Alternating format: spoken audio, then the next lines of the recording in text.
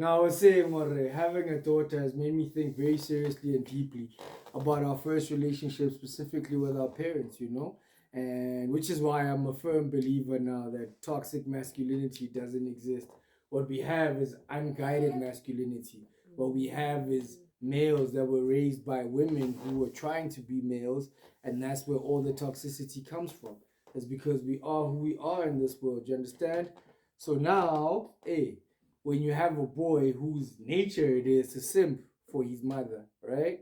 If the mother is toxic and the mother is constantly playing the victim and acting as if none of any of the choices she's made or like any of the consequences of her life don't come from the choices that she's made, then you have a boy who's raised just to like protect his mother, even when she's dead wrong, even when it might kill him, even when it might kill others. And the facts are in, bro. The evidence is real and the evidence is proof for it.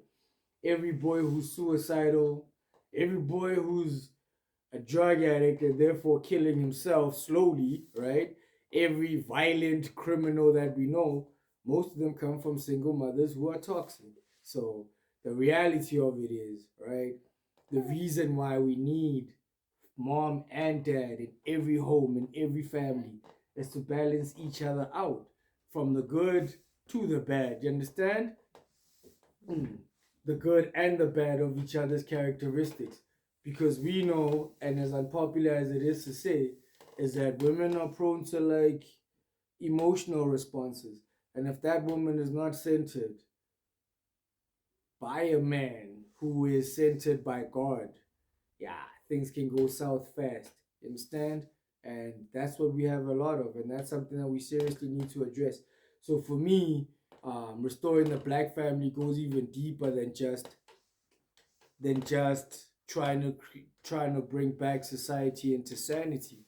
What it is actually about is about returning all of us to the will and the rule of the Father, which is the will and the rule of God. And you can say whoever, like all of us can have our own definition of God, but the definition that always sticks with me is that divine centering, the divine order of things. And for as long as we're going with the divine order, I feel like we can't go wrong. So little girls get to be girls and not listening to all the toxic nonsense from their mothers about how masculinity is toxic, right? Because this little girl, for as long as God allows, will know me as her protector, her provider, and a sense of security in the world, and nothing else. So she will know that masculinity means security, protection, and provision, and nothing else. And we have to wonder how many girls go into the world without that.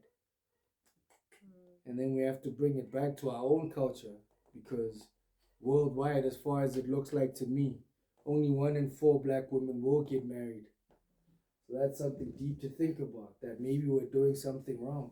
But when you look at suicide rates amongst young black males, some of them aren't going to kill themselves directly. They will join a gang though, where they know that you're either going to go to jail young, come back out, commit the same crime, and still die, or they just out here creating terror on people's lives, which always comes with repercussions. You're sleeping now, the girls.